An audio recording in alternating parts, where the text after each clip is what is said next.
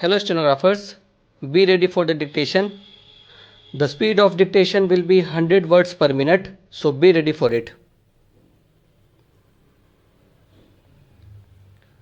5 seconds to go. Start. Since independence, India has acquired considerable experience in prevention and control of both communicable and non-communicable diseases.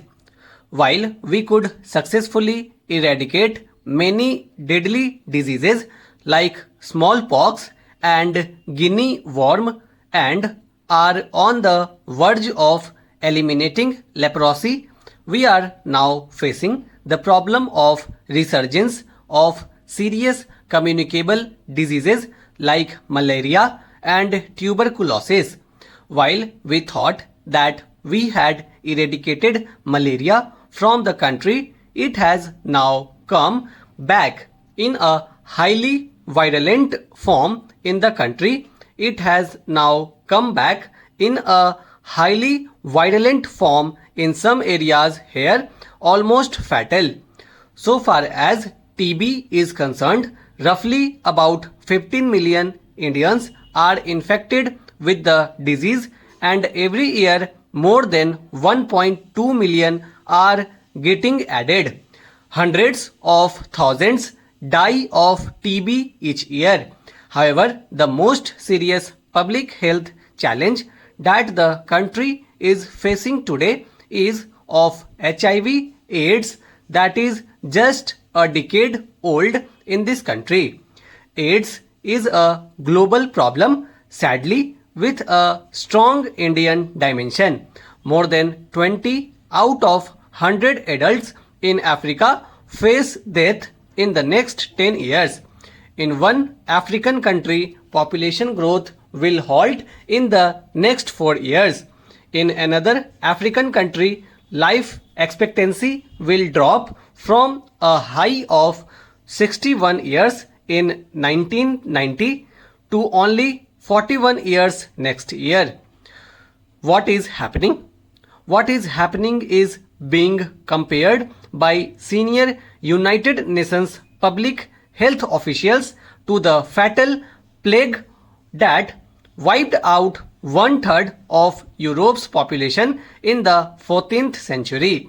According to the South African government, 14% of their population of 32 million is infected with HIV, which leads to AIDS and death, and 1,500 more are daily diagnosed with the virus.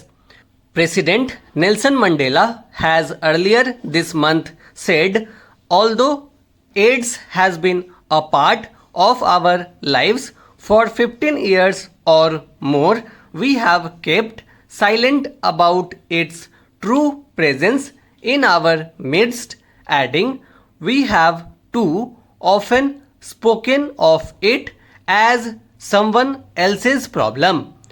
This is South Africa's situation, and there is President Mandela's recent statement.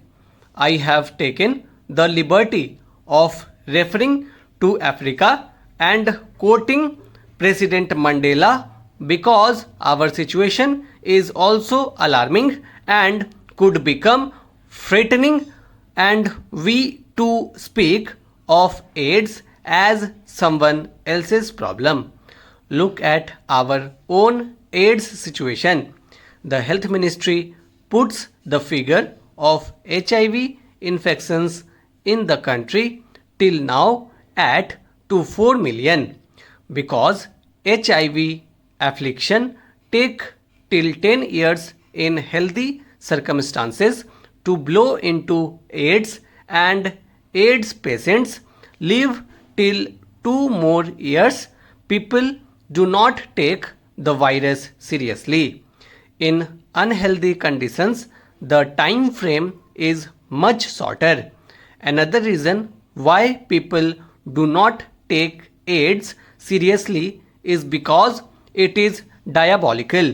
One comes to know one is HIV positive only if one goes and takes an HIV test, the ELISA test. In absence of the ELISA test, one could be carrying the virus for 6 or 7 years not knowing about it and passing it on to one's spouse and the wife to the newborn through breastfeeding without any of them knowing. This is the crux of the problem. However, these are just figures, and figures do not convey the human tragedy that is taking place in many parts of the country today. A man or a woman has diarrhea or fever or weakness that medicines fail to subdue. He or she goes to a doctor. The doctor suggests a blood test. The person tests HIV positive. The test is repeated. The HIV infection is confirmed. However, it is too late. The person's partner is already infected and the couple's child is also infected from breastfeeding. The first infection is almost 5 to 6 years old. There is no cure. All three must die, and I know they die. How many such nuclear families are already condemned to death in our country today? How many will be condemned to death in the next decade?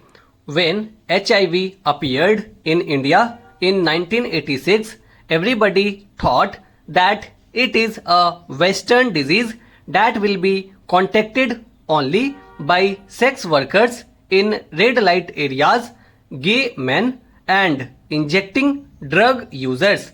The consequences of that short-sighted view are now upon us. In India, sexually transmitted diseases are already a serious problem, and what is significant, nearly 40% of such diseases occur in the middle class segment of our population. More significantly, persons already suffering from sexually transmitted diseases are more prone to HIV infections. What will this catastrophe mean to business and industry in, say, the year 2005? Since the HIV/AIDS affliction is mostly in the productive age group of 18 to 40, this could have serious consequences for our economy.